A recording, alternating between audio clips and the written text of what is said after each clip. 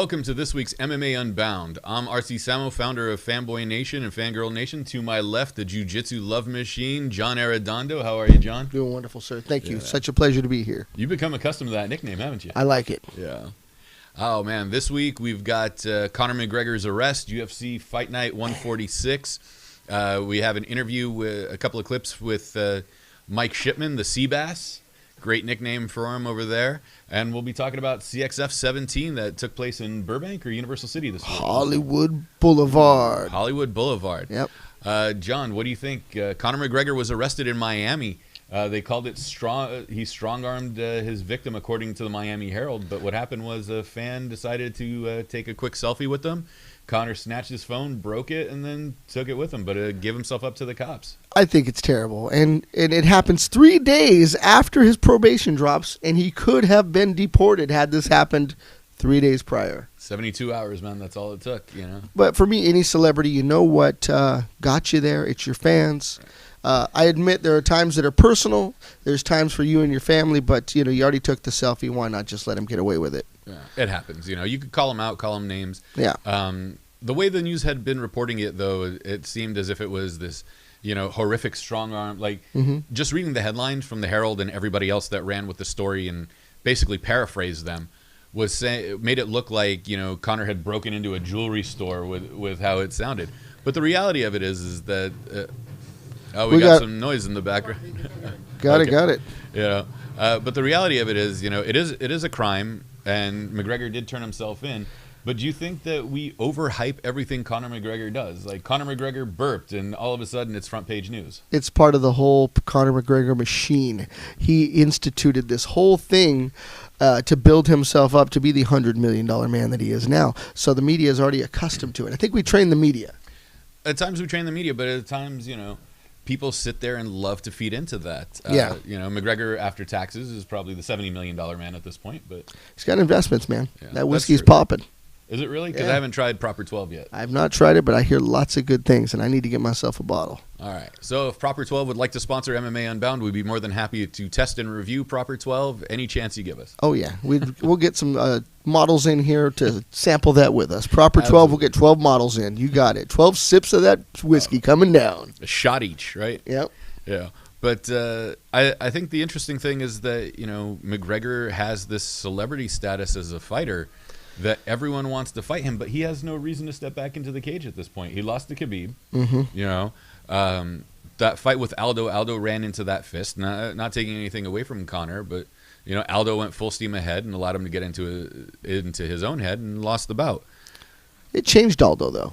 I haven't seen Aldo come back from that, so it makes me wonder. There's a lot of questions. I have nothing but respect for the perspective that you have, because I often look at it that way. However, I do wonder if there's still a fighter inside that $100 million man that wants to prove himself. I don't know if he can do it.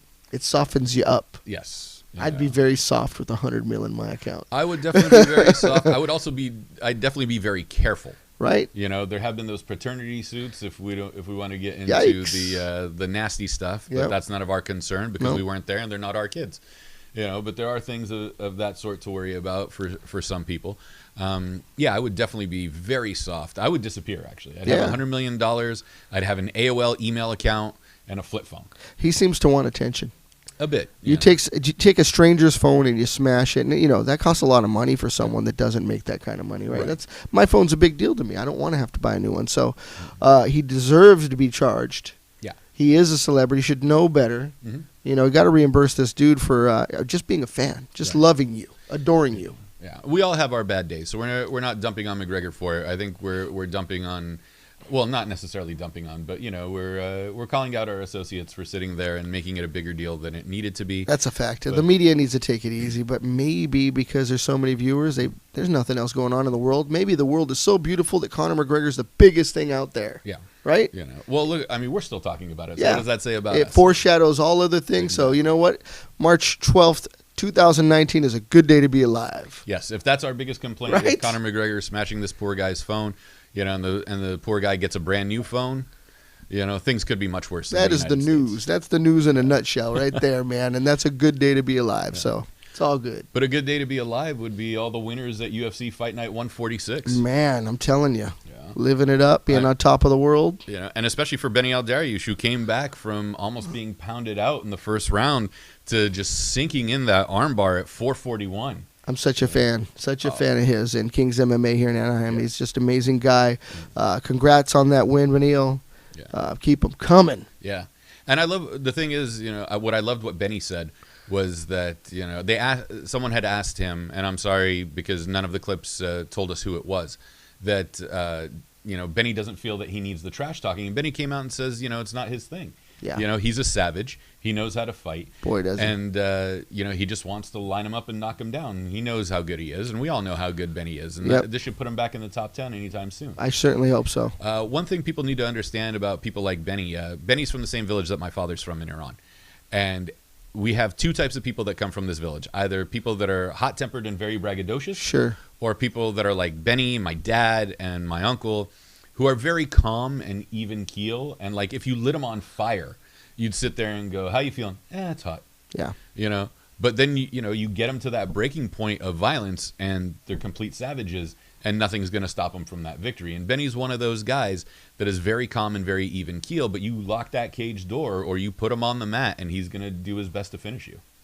Agreed. We've been over to his school over here in Anaheim and, he's got a good bunch of trained killers that he works with, so I know that steel sharpens steel, iron sharpens iron. That dude is doing his thing over there, and that's why he's at the top of his game. So I would love that guy. Well, hopefully, welcome back to the top 10, and we'll see you next fight, Benny. Ivanov took out Ben Roethlisberger, man, decision victory. That's a big one, dude. Especially coming from World Series of Fighting and PFL. Yep, absolutely. The Russian fighter is man of very few words, but he's 17-2 with one no contest, and just took Roethlisberger to the limit. I mean, a lot of people can't say that. Ben is a big boy too, so you get caught by one of his hands, and it's lights out. Oh yeah. So for him to pull that off, man, that's a big win for him. He's getting his name up there. Absolutely. Tim Means unfortunately lost to Nico Price, but fortunately for Nico Price in the first round with 10 seconds left. Nico's got some hands, man. I don't think Nico gets the credit that he deserves as a fighter. Tim is a great MMA grappler veteran. As well. And, he's got a name out there that people just associate with being a classy fighter. Yep. But he got caught and Nico took him out. So congratulations to Nico. Yeah, more to come from Nico. I look forward to that. And in the co-main event, Curtis Melander was submitted at 235. I can't believe it. I actually got the opportunity to interview Curtis Melander at a CXF last summer. Big dude, man. Yeah. Pictures don't show the true embodiment of what this guy is, an athlete. I'm sorry for his loss, but Elizudo Santos, obviously top of his game. Oh, man. He's a shark in the water. Oh, he's a monster. 28-11 is nothing to sneeze at. And then, of course, we get to the main event itself. Junior Dos Santos wins by knockout against Derek Lewis. Unexpected for me because Derek Lewis, again, big hands. I mean, big paws. You got nothing but muscle. The thing that I've noticed, and never to take anything away from Lewis, because Lewis is an amazing striker, but it seems that Lewis and Ngannou have been pushed a little too fast. Mm-hmm. Yeah, they put him up the food chain real quick. Yeah, and they have the talent to do it, and I'm pleased to see it. But I would have loved to see, say, Ngannou and Lewis at least 3 more fights before they got to the position where they were, 3 each, and Don't rush the guys. I mean, they're great, but at some point, when you put Ngannou against Stipe, who's the most decorated heavyweight in the UFC, and then Dos Santos, who's an amazing fighter himself, so many miles on him, been a top 5 fighter for how long? Yeah, it's a lot of mileage, a lot of experience. Yeah. He's been at war for a long time. Oh, absolutely. And this is a learning experience for Lewis because you can't take anything away from him at this point. Yeah, absolutely. And Lewis is a dangerous man. Still there. Okay. You got to come back from this and see what happens. Absolutely. And I'd love to see what's next for Lewis. Unfortunately, it's a little bit knocked down on the rankings, but we all know in the UFC the rankings don't really mean much these days. No. You just gotta do what you gotta do and stick with it. Take the fights they give you. Oh, absolutely. But speaking of fighters and going over to Bellator, I spoke with Michael Sea Bass Shipman just the other day. Incredible, dude. Oh, Sea Bass is amazing. one of the nicest guys, an English fighter. He's fighting Armenian fighter, and I'm going to butcher his name so bad. God help me. Horatio Deparian. I think that's right. Yeah. And Deparian's no slouch himself either. A great grappler, great striker. What I really liked, and you'll hear in clip 1 with Shipman, is that his debut fight was a loss, and now he's on a 13-fight win streak. That's and how amazing. it changed his entire life. And this is going to be at Combate Americas. No, this is going to be at Bellator 218. Oh, he's on Bellator's card. Yeah. I read that wrong. Yes. Man, that's going to be a good one. Oh, absolutely. Let's hear what he's got to say. Mr. Shipman's coming right up. Yeah. But as we're waiting for the Shipman clip, speaking of Combates America, Combate America has signed Daniel Barres, the Spanish fighter, to a multi-fight deal, and he will be making his debut against Ivan Flores Hernandez. Hernandez is a 10-2-1 fighter from Mexico, and their bout will be on Friday, February 12th in Monterrey. Yeah, it looks exciting. The Combate Americas events, they just keep happening. Yeah. Monterrey is such a great place. I hear nothing but good stories. Mexico, everybody gets that hesitation. The guys that go down there, they have a good time. They're killer fights, so I'd like to be able to get down there. The last one I saw was down here in Mexicali, just across our border, so looking forward to that. That's going to be a great one, and then welcome him to Combate. Yeah. And Combate is one of those promotions. They're following the original UFC model with the tournament style to declare their champions and keep going forward. There's something about the lighter guys that don't get enough credit in what they do, and we're thrilled to see Combate pushing the smaller guys. That's right. Take them, bring them up. I mean, somebody has to have a venue for them. I'm excited to see them. It's always fast-paced. Absolutely. Now that we're ready for Mike Shipman, here's what he had to say about his loss and becoming a better man. Important things that's happened to me, not just in fighting, but in my life actually. It was a real. It was almost an existential crisis. I had this opinion of who I was.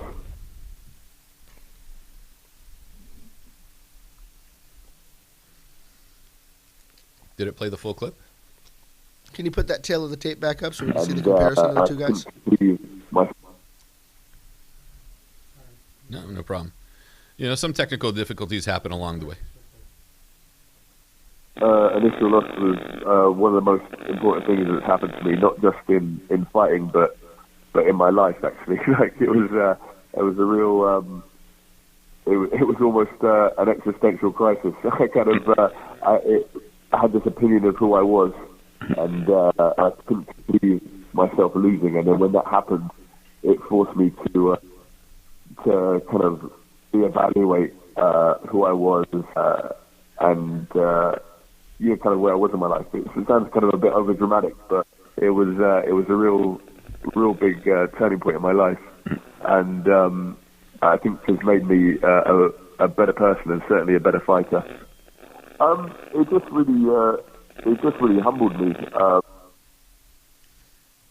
There's two paths I could have chosen after that fight. One was to kind of step back on it, the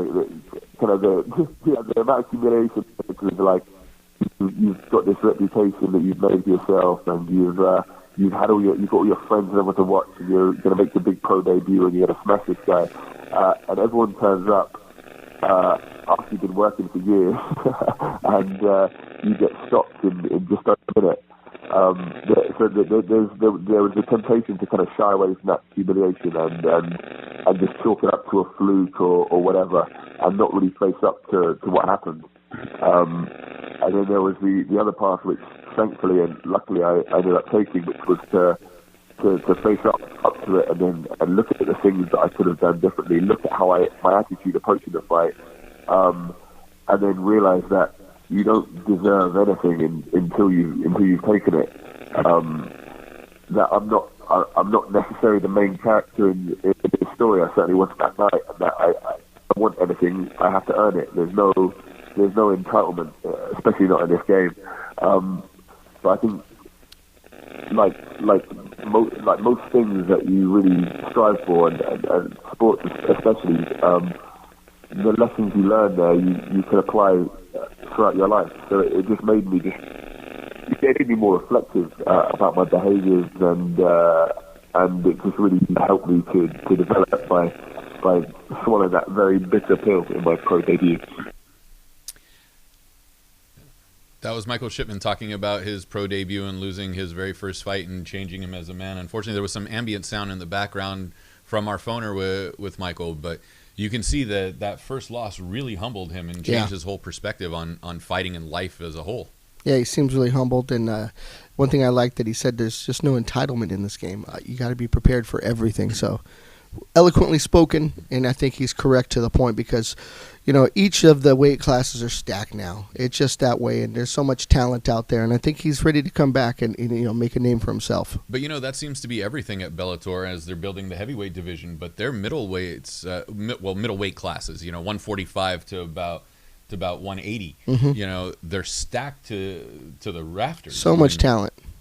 I mean, you can't sit there and differentiate who's the best in the world at this point, because Bellator and UFC and one championship, right? Excuse me, have some of the best guys out there. Vitor Belfort just signed with one championship. That's huge, so, right? That's going to change what we're all watching now that he's with them, right? We're all going to pay attention to that. I mean, we loved Vitor from when he was that 19-year-old phenom just coming out and wrecking shop across the world. Yep. And so one has stepped up their game. Bellator is doing what they can do to catch up to the UFC. UFC's still the top dog, but that hilltop's getting smaller.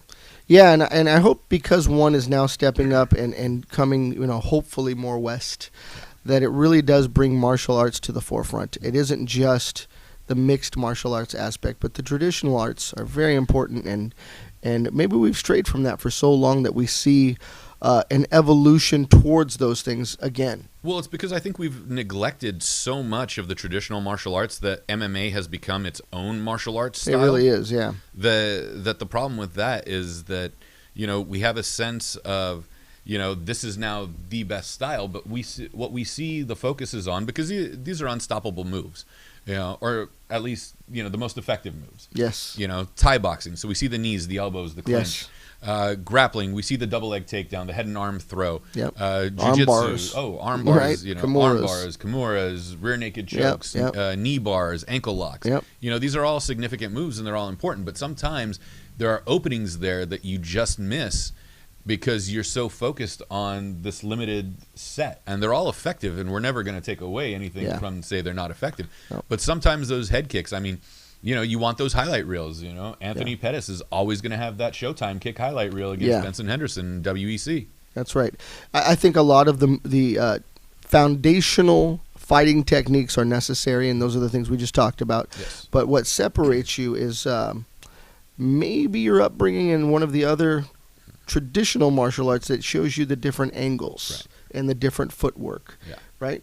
Such as a different stance. Well, right, and a different approach to kicks. Oh, absolutely. But you saw how the UFC, because they're the grandfather of mixed martial arts in the United States, developed. We had Gracie Jiu-Jitsu, which started everything off and made everyone want to train in Jiu-Jitsu. We had, Mark the Hammer Coleman go into wrestling and bring wrestling to the forefront. And then Maurice Smith that brought Muay Thai in and made everybody excited about Thai boxing. Made people aware, man. The awareness wasn't there until he devastated somebody with that style, No, the last movie that made us aware of anything Muay Thai related was Jean-Claude Van Damme's Kickboxer. Mm-hmm. Yeah. So at that time. Yeah, at that time, but it's one of those things, and 5-6 years later, Smith comes in and starts kicking people's heads off, and showed what Thai boxing really looked like. Elbows, knees, shins. Yeah. It didn't help them, it didn't hurt rather that Maurice was almost 6'6". Yeah. Oh no, he was built for it. Yeah, those are baseball bats coming across your face. Oh, absolutely. Yeah. But these are the things, and going back to Mike Shipman and his fight coming up next week at Bellator 218. We hear him talking about how he wants to finish the fight with Derparian. Here we go.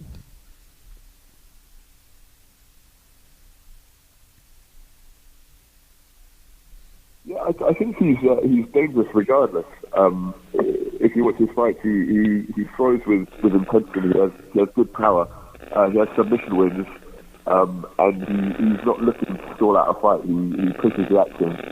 Also, I think his debut was against a very tough UFC and Bellator veteran, and was the best he's looked.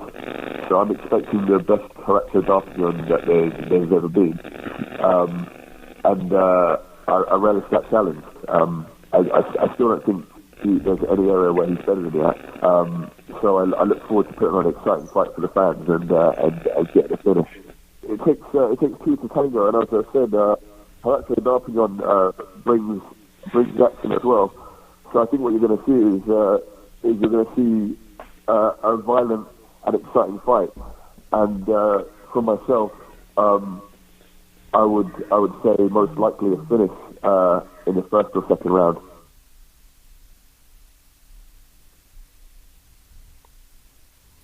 That was it. That was it. I mean, he's looking for a finish. I mean, he has 8 finishes via submission, and 8 via striking and 5 via submission. So, Shipman is a well-rounded fighter and has a good balance between using his striking and using his grappling techniques. It's definitely going to be an interesting fight to see what's going to happen. The English tend to be very soft-spoken unless you're Michael Bisping or Dan Hardy when you talk about your opponents. But it's still one of those fights that I'm looking forward to. And Bellator always puts on a great show. Yeah, and he's hungry, and that's important to know that you fight different when you're hungry. Yeah. Especially when you're trying to make a name in another continent. Such a good reason, right? He's got every motivation in the world to really put this on the spotlight and make something happen. So I'm hoping to see that. And 13-1 is nothing to sneeze at, especially losing your pro debut and going on a 13-fight win streak. Right? He's really got it in order, and this will be the 14th. If I can bet on anything, just from listening to Shipman talk, man, I really believe in what he says, and he's focused, and he's going to bring it to Bellator. Yeah. And Bellator is killing it out there, and now bare knuckle boxing is doing their thing. Woo! Especially now the fact that they signed Paulie Milanagi. Oh man, bare knuckle with Milanagi in there, Jesus. His last name's a little difficult to say. But, it's a mouthful. Yeah, his debut is going to be in June 2019 with the location yet to be determined, but. I mean, he's a great analyst. He's a great boxer. He's a great fighter. And he's going to sit there and he's going to make his bare-knuckle debut. Some people seem disappointed with the idea of him going into bare-knuckle boxing. But to make that transition from the gloves to no gloves is going to be an interesting sight to see. Absolutely. I think that it takes a bold person to do it because of the potential hazards with hurting your hands. These are your money makers, right? Every fight you watch, somebody's got a broken hand, broken finger. It's going to happen.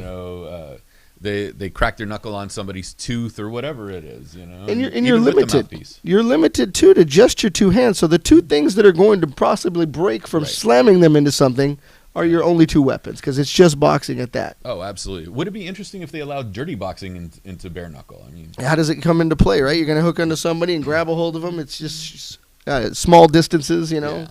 I don't know. A lot can happen in close range. This is true. So would it be more difficult for the fighters? How much harder is it going to be across the board? There's all sorts of aspects that can come into play with bare knuckle fighting, and then world bare knuckle, if they're going to still be around in a little while or not.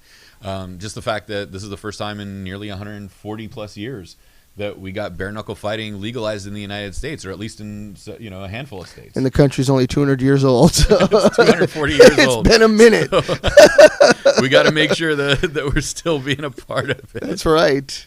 Isn't that funny? Yeah. Oh, absolutely.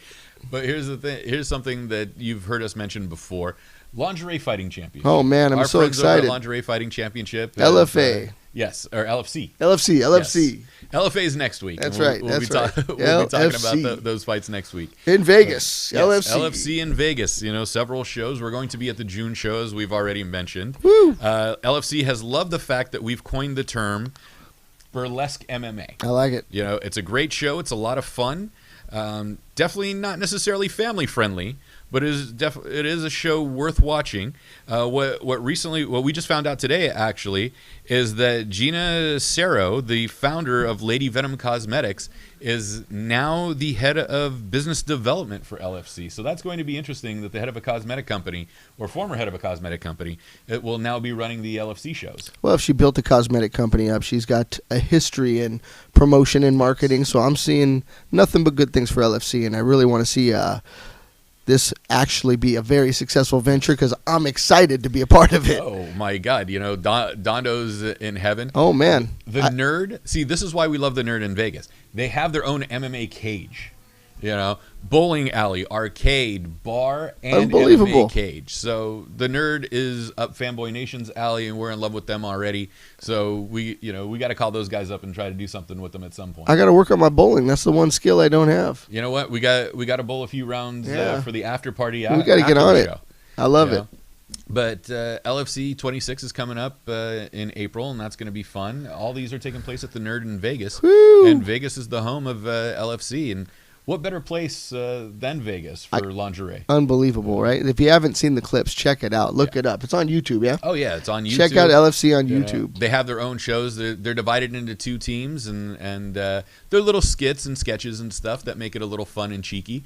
But the fights themselves are quite entertaining. And they're well coordinated. So the fight sequences are amazing. So I like watching it because it is true fight form. Yeah. If Glow had stayed around and transformed into a mixed martial arts show, it would definitely be LFC. Yeah, with better outfits. I love Glow, don't get me wrong, but man, LFC is something else. Yes. It's off the Richter scale. Absolutely, and we still have WOW, women wrestling, still owned by David McLean and Jeannie Buss. I love that. I got to get to a WOW event with you. That's one thing I've not done. May 15th and 16th will be going. Man. So, but here's the other big news coming from Line Fight is that the Crazian Andy Wynn, or did she pronounce it Nguyen? Because there's multiple ways to pronounce this last name. I bet it's Wynn. That's a traditional way that I hear. Yeah. I'd go with Wynn if I was a fighter. Absolutely, But yeah, the Crazian. How's that for a name? Oh, absolutely. Crazy Rich Asian. You know what? The theme song for the movie should be her walkout song. I like it. Yeah. But she's doing her thing, and she's coming out to make a name at Line Fight. And I believe it's Lion Fight 53 is where she will be making her debut.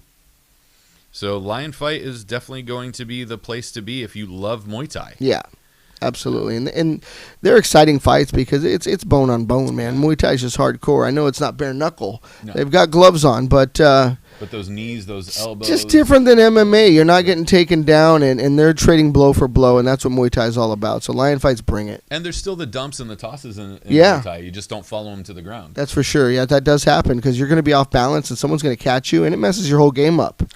Karate Combat's using some of those similar rules, too. Yeah. And the Bruce Lee-style gloves that they use so cool. at Pride. So I'm excited to see Karate Combat. I'm loving the fact that we have all these combat sports alive and kicking. Yeah, it's a lot going on. So, it's a good time to be a part of these things and get out and see stuff. And Karate Combat, karate.com, those guys are killing it over there.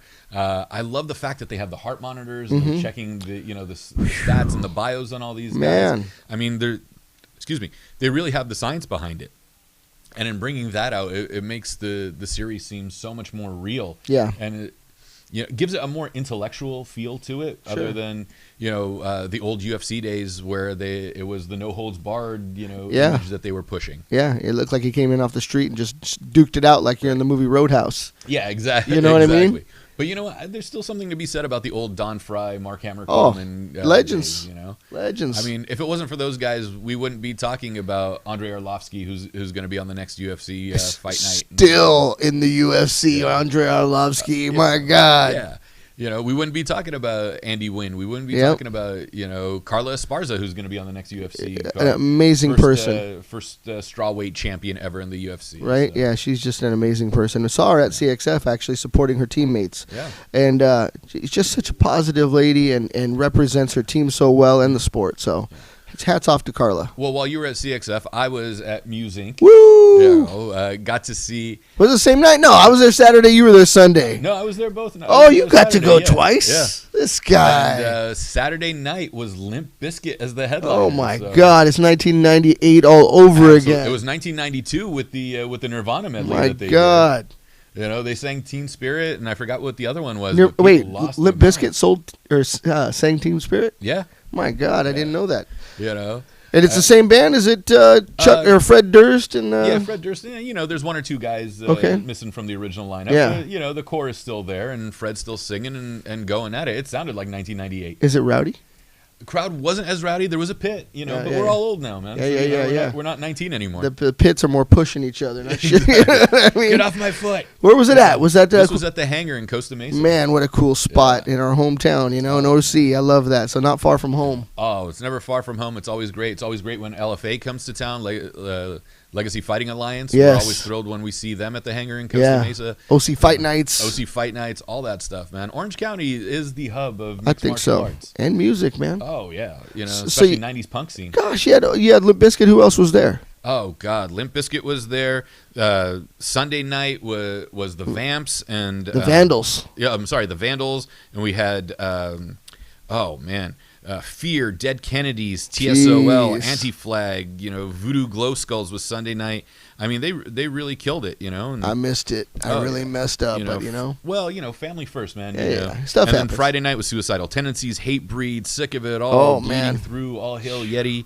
I mean, there was some great stuff going on. So, but we can't fault you for taking care of family because family's got to come first. So you got to take care of who you need to first and foremost. Thank you, brother. But you know what? This might be one of those 3-day festival events to look back on. You're like, dude, I wish I was at that one. And you got to go 2 days in a row. Got to go 2 of the 3 days. We had a great time, man. And you were definitely missed. Thank you, brother. But you were at CXF, so California Extreme Fighting. It was cool. That was Saturday night. You know what? And a shout out to Ashley Evans Smith. I saw her at CXF. She's an amazing girl, a team member of Carla. Yep. And then she was at Muse Inc., where you were at on Sunday. So she's at a new event every day. I know that's a busy girl, but heavy into metal and punk. Yeah. Heavy, obviously, into fighting because she's a UFC fighter. Oh, yeah. Man, just a fan of hers, and it's just amazing.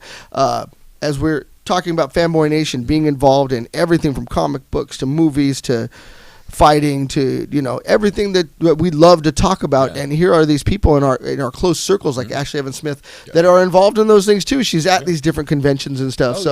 Just to name one person, I think that there's a lot of concerts, right. Yeah. So there's a lot of crossing over of the different things that we do, and I think that's what Fanboy Nation is all about. Oh, of course. Well, how many fighters are gamers into comics, right? Like superhero movies? I tell people, Batman's in the cage, man. These people are trained to their best physical capacity to go in there, one-on-one with somebody else and look them in the eye and say, "I'm better than you." Yeah, maybe that's what I've always loved comics, and we have a lot of Marvel and DC movies coming out, and it's so awesome to see that now kind of be at the top of what we see as blockbusters, right? Oh, absolutely. It's not Lethal Weapon and Die Hard anymore. Yeah. It's Black Panther and these new movies that are coming out, and fighting's at its top that it's ever been in our country. So I think all those movements and those superhero things, it's just that time. Yeah. And the fact that we have a show almost every week, sometimes 3 shows a night. Like, yes. We'll sit there and we're like, oh, there's a Bellator fight on Friday. There's LFA. There's CES. It's back to back. CXF. Yeah. And LFC. LFC. All these places. And then the UFC's on Saturday, or sometimes Bellator's going head to head with UFC, and you got to choose. Thank God for DVR, man, and streaming services, or else we'd never get anything done. That's right. But it's one of those things, man. So fill us in on CXF, because it sounds like it was a great show. CXF 17 out in Hollywood. It was amazing, man. I just loved it. Gardens, right? Florentine Gardens. Got to see old friends. We were out there. The Gym Crashers was there. Free Admission Media representing. Absolutely. George Basmajian puts on a great event. If you haven't been, and there's a CXF coming up, you need to get out and check it out. Local fighters, they're amazing. I'm just trying to think of everybody that we saw, and we talked to Fernando Padilla. Had a tough battle. He's a homie from Team Oyama. Who else do we got, Rob? We got a card that you can pull up for me so we can recall those fights. Well, Gym Crashers had Carlos Ramirez on one of the matchmakers, and Carlos is a great guy. So that's so true. So we get there, and Carlos, we're there before anybody gets there, of course. We're setting up cameras, getting Robert ready. Fighters are coming in. The weigh-ins are all done. People are pumped. They got people upstairs from one camp and downstairs from the other, so you don't see a lot of interaction. Carlos Ramirez, of course, walking them out. He was on our show, kind of gave us the rundown of what he does, and he really does have to kind of handle the lions as they're coming out to fight. I mean, it's kind of amazing what he does as a matchmaker. He gets everybody kind of pumped and ready, separates the forces, brings them into the cage, and from there just it happens. And it's such a wonderful event. They put it together so well that it was I believe 9 fights, and maybe 10 it went off without a hitch. I don't like to see much more than that because you get tired. Right. It can go on for 15 to 25 minutes if it's 5 rounds. So that was the right number of fights, and just had a good time. But let's see. The top fight of the night was, is that there, right there at the top? Okay, we're starting at the bottom? From the opening bout. From the opening bout. Well, Lance Bush. Oh, that's where you're at. Okay. Yeah, the Black Ranger was Lance Bush. Again, I can't even see the screen to recall, but yeah, Lance Bush came out. He was amazing. Black Ranger, we got him on camera, so we got interviews coming up. Skulls-Dang versus Benji Gomez. Man, I didn't know how that was going to go, but I do recall that one specifically. Skulls-Dang had Benji on the run, and then Benji came back out of nowhere at a minute 38, first round, just laid him out. So it just cannot be counted out. What do you got? Dean Hancock versus Julian Baez. Julian Baez. Is it Baez or Baez? Julian Baez, amazing guy, came over and talked to us after his win. Just a gentleman and a friend of the show. Really liked talking to him. Another one was Albert Morales versus Carlos Puente? Yep. Yeah, Albert Morales, victorious. Just a stand-up guy again. Spent some time with us. We got more interviews with him coming out. I believe Adam did the interview with him, so Adam Wood's going to be bringing that to you. Who else do we got there? Devin Brock against Arut Pogosian. Man, that was one that stood out in my mind. It was a war. Yeah. Arut Pogosian, man, pressed to his limits. It went the distance. Pogosian came out the victor at the very end, and he was exhausted. I've interviewed him before. We got him after the fight, and the man was almost without words, but just so excited to have that victory. And then our homie, Fernando Padilla, he fought Spike Carlisle. Spike, hats off to you, buddy. That was a big win, and you dominated that fight. Love Fernando. That was a hard one to watch when you like two guys. They're from two camps that I'm familiar with. And then the last fight of the night, not to run it up too quick, but Gabriel Checo versus Fernando Gonzalez. Boy, these are two big boys. Was that heavyweight, Robert? Yeah. No, they were middleweight? 205ers, man. These heavyweights. Light heavyweights. They're big. These guys were huge. They went the distance. It was back and forth. I was waiting for a knockout. At the end of the day, I think Fernando did get that one. Gonzalez took that. I expected Checo to win, but Fernando got that win. And for the full details and full interviews, you definitely have to go to Gym Crashers at free admission. Coming up, our producer Robert will have that edited and put up very shortly. You can hear the highlights. We got interviews with all the winners. That's what we do. We love everybody, but we just want to hear about the highlights from the winners, and that's what we do when we're out there at the fights. So definitely don't forget to check out Free Admission Media, because that's where you're going to get all the details on CXF 17. Loved it. EventTV.global, our homies. Beautiful. We represent them. We love them. And Albert Jarzabak, their president and CEO, thank you for letting us be a part of all your events. That's what it makes it great, is because we have these local shows and these local fights that just make everything worthwhile for us to want to be a part of the MMA community and all of combat sports. That's right. Yeah. But, we got something a little exciting coming up. Master Z, the Ip Man Legacy movie is coming soon. I'm a fan of the history of Bruce Lee. Oh, absolutely. So when you talk about Ip Man and Wing Chun, I really want to know. And there's only so much we can know by reading. So when we see these movies, it really paints a vivid picture of what it may have been like. They take poetic license, and I'm cool with that. Right. But we get a vibe for it, right? Absolutely. And you get the feel of what happened, in the early 20th century in China and Hong Kong and what's going on. But we have a clip coming up of Ip Man. I don't believe Donnie Yen is in this clip, but the cast is amazing. Donnie Yen, Dave Bautista, this whole cast of characters that just make these movies so enjoyable to watch. I mean, Ip Man is the one that trained Bruce Lee, taught Wing Chun, developed Wing Chun to the point that it was, and as practical as it was for the time. Wing Chun has heavily influenced a lot of striking arts throughout the years. Absolutely. You can't take anything away from traditional kung fu. Does it work in the cage? Some instances and some moves, yes, but as a whole, probably not. But you can never take away from the traditional martial arts, Okinawan karate, Tangso Do from Korea. Sure. Kyokushin. Kyokushin. All these things. I mean, come on, the craze is so great that Cobra Kai is getting a season 2, and I'm excited. I love the first one. I couldn't believe it, and it's on YouTube. My goodness. Yeah, and they're gonna be at WonderCon in a couple of weeks, so that's definitely gonna be a fun show. Trying to talk to Billy Zabka. Who knew that Daniel LaRusso grew up? Yeah, exactly. I had no idea, and then I saw him, and I'm like, "Is that him?" And it is him. Because he looks exactly the same. Yeah, and Tommy doesn't look much different either. So it's a fan favorite. I love it. I grew up on it. So bring it. You want to know the funny part? This is how much of a sentimental goof I am. Is when they went to the mini golf course and they started playing the theme. Oh man! You know, I teared up. Bananarama. Yep. Cool summer. Again. Yep. That's good stuff though. Yeah. Right. You know, and that's kind of what is people's initiation to martial arts. Oh yeah. And that was our perception for sure. That you learn karate and then you can beat someone up. Right. Not necessarily the case. Yeah. But the idea was there. Right, but the thing is that here's what people forget about traditional martial arts. You learn the forms and kata for discipline. Yes. And then as a black belt, you get your ass kicked. Yeah. And go, oh, wait, I really didn't learn how to fight. I learned how to be disciplined. Yeah. And then the fighting comes in after that. So getting your black belt is level 1 martial arts. Sure. Jiu-jitsu, judo, wrestling, your white belt status just gets you your ass kicked from the get-go and go, you're training as you go. You just got to be willing to get worked over. Yeah. And, so I will never take anything away from the striking arts and the traditional ones. No. But, the methodology behind it of learning the kata, learning the form, and then you get into the fight and go, oh, okay, now how does it apply? Yeah, the sparring's different. Yeah. You definitely got to spar. Absolutely. And, it's a great thing because some people train to fight.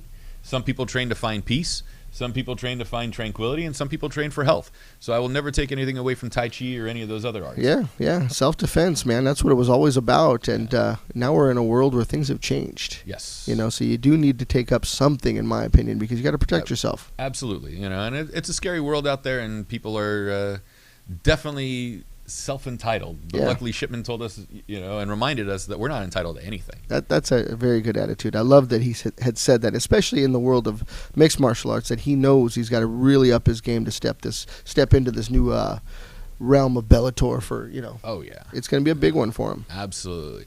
Robert, do we have that clip ready of the Ip Man scene? All right. So Woo! Master Z, Ip Man Legacy. Here we go.